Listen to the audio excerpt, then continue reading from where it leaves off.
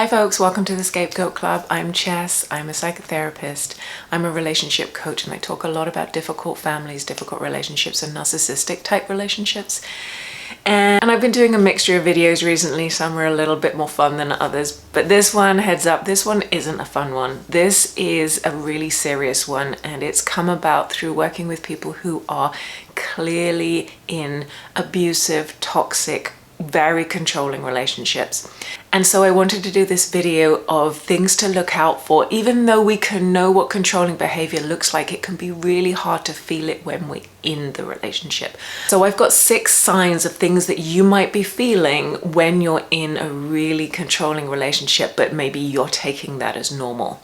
So, and I've got this little acronym for it. I'm calling it REAKS. And so sometimes we talk about the smell test. Does something kind of smell a bit off? So this is where this acronym comes from. If you're getting like a few or all of these signs with your relationship, or they're coming up for you, then please, I really, from the bottom of my heart, please take this seriously and look for help and support. So REAKS stands for responsibility, equality, evidence, confusion, being scared, and then at the end, potentially self-harm. And I talk a lot about families on my channel, but this can also apply to, so it can apply to the parent-child dynamic, it can apply to other siblings, but absolutely, this 100% applies to intimate relationships, partners, husbands, wives, boyfriends, girlfriends.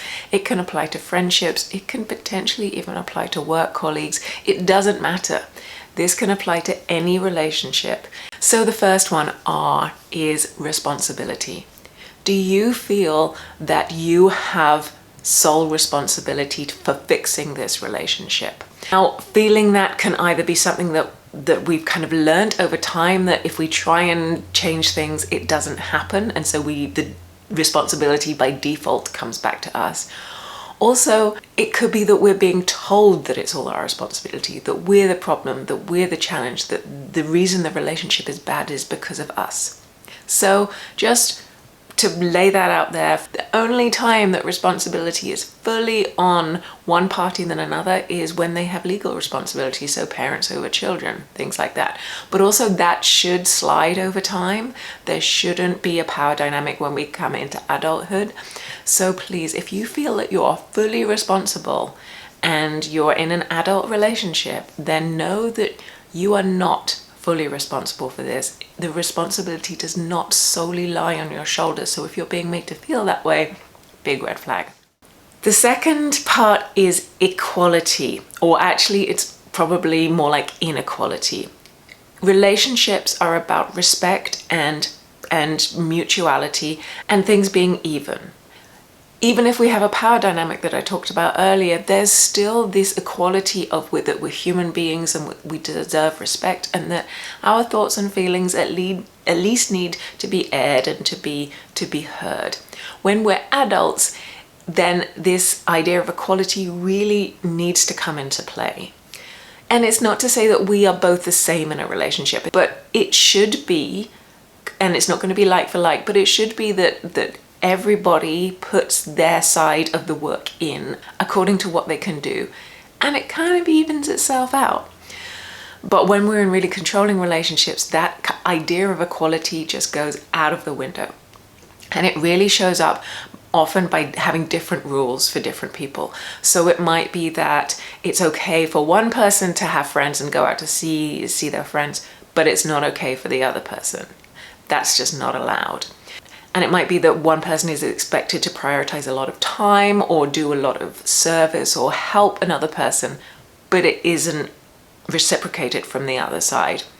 When we end up with this kind of inequalities and this idea of obligation, or we should, or we have these really rigid roles that are built into our relationships, that actually controls our behavior, and that's not a good sign. And so point number 3, and this I think actually is the most important part of understanding if our relationship reeks or not, is evidence. And it's the most important one because this is, I think, the one that can actually help us really see what's going on, the truth behind it, and help us decide what we're going to do. So So when I talk about evidence in the relationship, what I'm talking about is we are often told in controlling relationships how we are and how the other person perceives them. What we can actually find out, especially if we're talking about moving from difficult families into adulthood, is that we end up with new relationships that have different evidence that actually show us that we're not who those people say we are. We're not selfish. We're not stupid. We're not problematic. We're not the labels that they've put on us. There isn't evidence to show, or there isn't evidence to support the allegations that we're being thrown at us in these relationships. What that does is it shows that the people we're in these relationships with really just have a preconceived idea, or they're trying to, again, push us into some kind of role that they want us to be in, or they want us to think we're in, so that that works for them. So it's really, really important when we start to see, and I think this is when we really start to figure out that we've got problems in a relationship, when the evidence doesn't stack up. And we can actually not be looking for it. We can be going along in our lives thinking that, okay, this is relationship, is kind of, it is what it is. But then we start seeing, oh, actually, these people like me, and actually I was quite successful in that, or this worked out really well, or actually I do feel different around these kinds of people than this person or this group of people.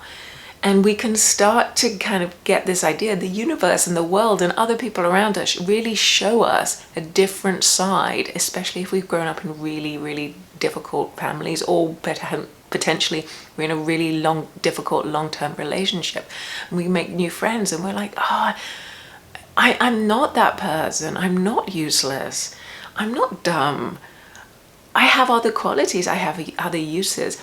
And so when you can see that, often we can dismiss that and say, well, they don't know me properly, or that they can't understand, or it doesn't make sense. But that is evidence. If you're getting evidence from other people and from the world out there to say that actually you're not that bad, you're a decent enough person, you are someone that people want to hang out with, you do have qualities, that is evidence. And when that evidence is shown to you and it doesn't line up with what other people are insisting you are, then we have a big problem. The K in my REEX is actually a C, so the C stands for consistency and confusion. When we're in difficult relationships, especially if we're talking about narcissistic type people, then there's a lot of confusion. And the confusion can come around things like the evidence that I was talking about in the last point. If our friends are saying, actually, yeah, I think you're okay, and our partner or our parents or our siblings are saying, no, you're not, then we're like, hang on a minute, what is going on here? It's confusing. And if we've grown up around really strong rules about how to interact with the world, then that can also be really confusing when we can see that other people don't work with those rules and that their lives are okay in it. What's going on here? It's really, really weird, and it can really throw us off mentally. And there's a lack of consistency around controlling people as well. So I talked about that before in terms of, say, when one rule applies to one person or other people but not to us. It's this lack of consistency, it's moving the goalposts. It's really, really, it just messes with our heads, and we can actually think that we're going a little bit crazy. I've heard of it described as being in the fog zone as well. And it's just, we're not mentally on it. We don't feel that we're making good decisions maybe, and that there's just this general confusion and fogginess and woolliness in our consciousness, in our thoughts process, and in our lives. If that is happening to you, then please go and see a medical professional, a therapist, or a doctor, because to be confused for long periods of time is not a good thing, and it's not normal. I'm trying to think, I can't think of any medical or mental health diagnosis that would have exactly the same kind of symptoms that we can get to from the confusion of being in a really controlling relationship.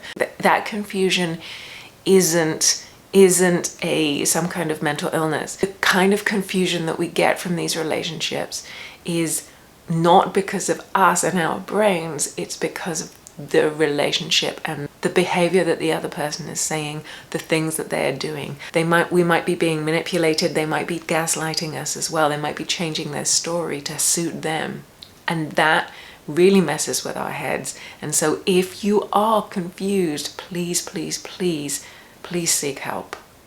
So coming to the end of the acronym, I have 2 S's. The first one is scared.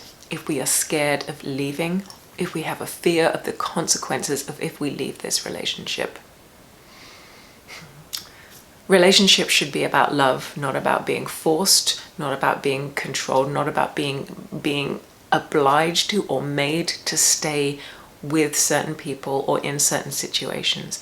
If you're scared of consequences, whether it's physical, whether it's a financial consequence, whether it's a legal consequences, for example, someone saying you won't see your kids, or I'll make sure that you don't get custody, or whether it's emotional, you just think they're gonna yell at you, they're gonna be mad forever. Whatever those consequences are that you're worried about if you leave the relationships, that is an incredible, incredible red flag. It really, that's probably the strongest, one of the strongest signs for me, is a fear of leaving means that the relationship is incredibly unhealthy. So if you are in that situation and you are concerned, please reach out for help. Call a helpline, call a support line, call a crisis line, and see what resources are around. Even if you're just going to talk to someone and talk it through, it's really important that we don't live in fear, and that isn't the thing that stops us from leaving if we need to leave. And my last S is self-harm. And I said that my last point was the most important. Actually, I'm going to scratch that. This one is,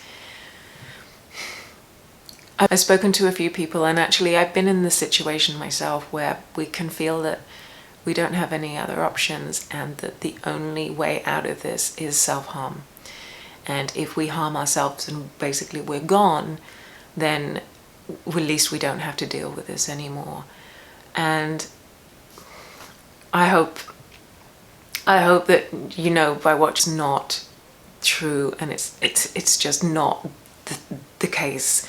If you feel that way, what that means is that you are just in a situation that is really unhealthy and it's being caused by somebody else, and that there are resources and there is help out there. And if you, or when you take the courage to reach out for help and move forwards, it will get better. Harming ourselves because we can't get other people to stop harming us is, for me, one of the highest forms of abuse. It doesn't mean if they haven't laid a finger on you physically. When we're in that situation, we are so mentally controlled by this that it's almost like we're the puppets, and they've got the what are those things called? They're controlling us. We're on the end of their strings. We should not be on the end of anybody else's puppet strings. So please, if you are in this situation, if you're thinking of self-harm, if you don't see any other way forwards, then call a crisis line, reach out, tell somebody, talk to somebody, and realize that you're not alone, that there are options, and that you know from me to you that once you do make that step and you can make that move, and life just changes completely. So there we have it, friends. Those are my thoughts for today. Again, thank you so much for being here. If you're in this, know that it can change. It's not right, it's not you, and you need to take some brave steps maybe, but it will be worth it. So please look after yourselves, take care, be safe, and I will talk to you again next week. Bye for now.